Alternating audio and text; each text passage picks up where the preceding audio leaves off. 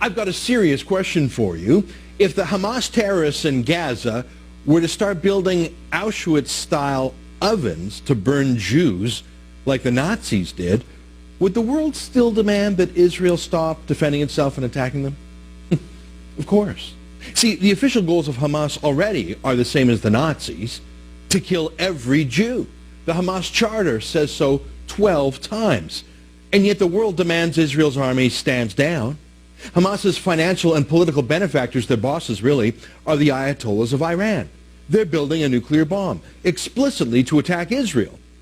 And yet the world not only permits this, it repeatedly warns Israel not to preemptively attack Iran. Earlier this month, Hamas's leaders confirmed yet again that every Jew in Israel, man or woman, adult or child, is a target for their terrorism. Here, listen to Hamas's official prayers just on Friday. عقيدتنا في قتالكم أننا سنبيدكم على بكرة أبيكم ولن نبقي منكم أحدا لأنكم ظلام الأرض وشذاذ الآفاق ومرتزقة الزمان بل مرتزقة كل زمان راجعوا التاريخ أيها الإخوة. Hamas aren't soldiers as an army. They're terrorists. They're murderers. They're like the Nazis, but without the official army part, really, without the running a country part. They just want the Holocaust part. The Hamas chant from the river to the sea is shorthand for eliminating every single Jew from all of Israel, as in from the Jordan River to the Mediterranean Sea, not just from the disputed West Bank, but from everywhere in Israel. Just as Hamas does not distinguish between civilians and soldiers, it does not distinguish between different proposed peace maps. They just want all the Jews dead.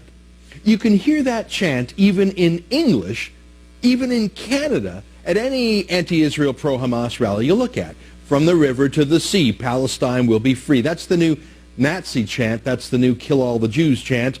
And you can hear it in English in Canada, and yet the world demands that Israel stop defending itself.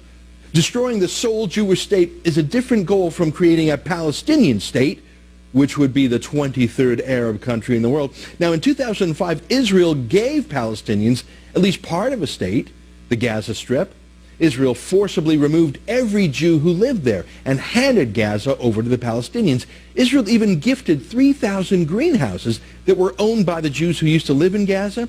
They gave them to the Palestinians as a ready-made industry.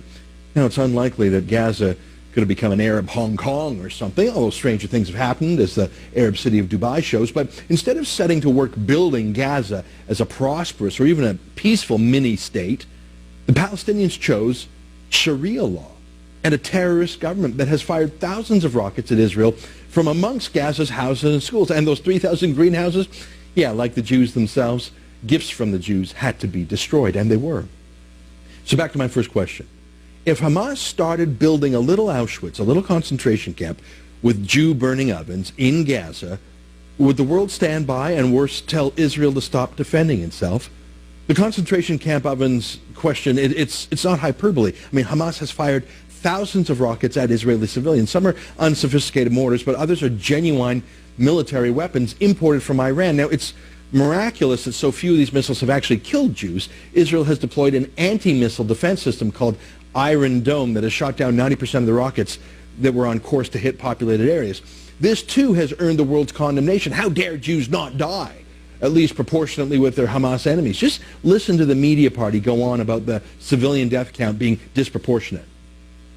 There really is a sense that the Palestinians are bearing such a disproportionate amount of the casualties here. The Palestinian death toll has surpassed 1,000. Israel has lost 40 soldiers and 2 civilians in the fighting. 51 people, mostly soldiers, the Palestinians report. More than 1,000 of their people have been killed, mostly civilians. Again, mostly civilian.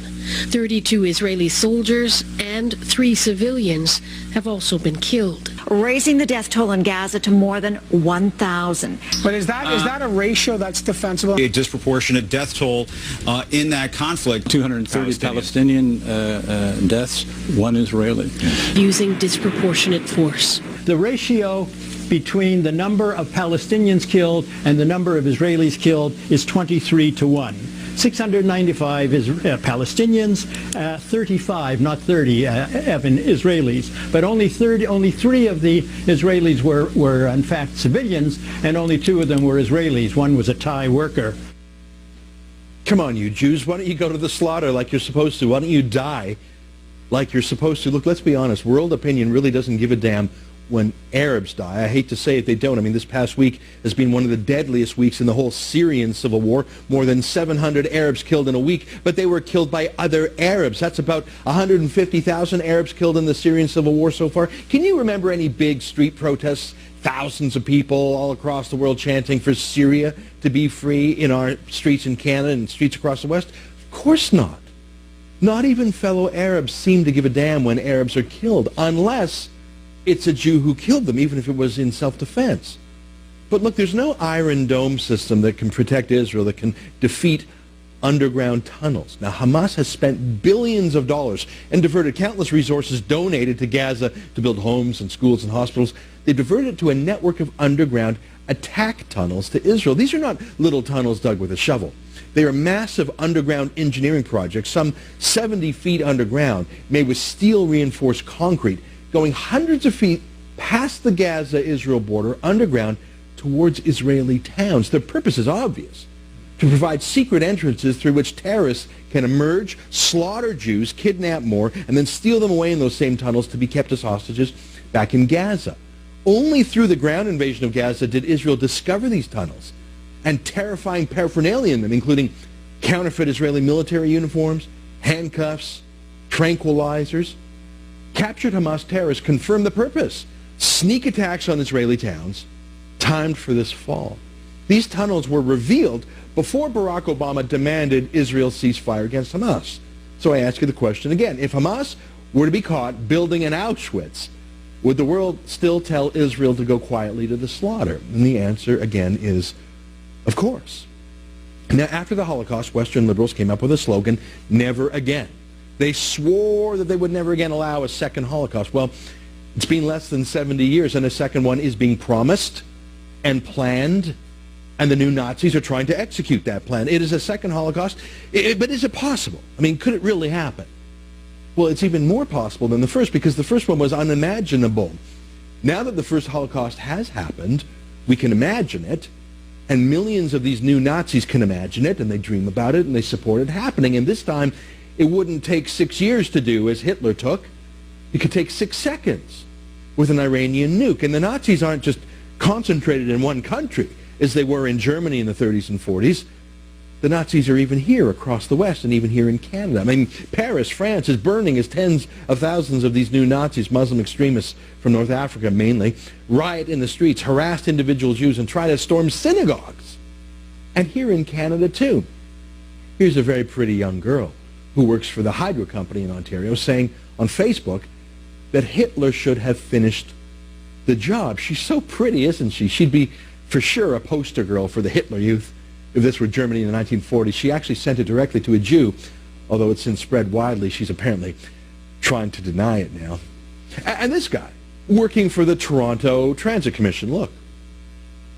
Free Gaza, free Palestine, and if they continue now, we will go from here there, and we'll kill the Israel. We're gonna kill that all Israel, and we're gonna show the power what we can do further. Thank you. You're gonna kill Israel? You want? No, I'm just saying we're gonna go there and we're gonna show the power to them. I'm sorry, that's Nazism, except it has a foreign accent, and it's Muslim now, and so Western liberals are afraid to call it Nazism because we want to be politically correct and tolerant. If only there were a Jewish state in the 1930s with a tough and modern army, as Israel has now, maybe they would have gone in and defeated the Hamas of the 1930s, the Nazi Party. Maybe they could have stopped the Second World War from happening. Israel wants to stop Hamas from setting the world on fire in 2014, but most of the world, or at least the world's leaders, well, they don't seem to mind if the world burns a little bit. I guess they imagine, as with the Nazis, that maybe it'll just be the Jews who are burned. But no, if Hamas wins, if Al-Qaeda wins, if ISIS wins, if Iran wins, do you really think they'll limit their new Nazi wars to just the Jews?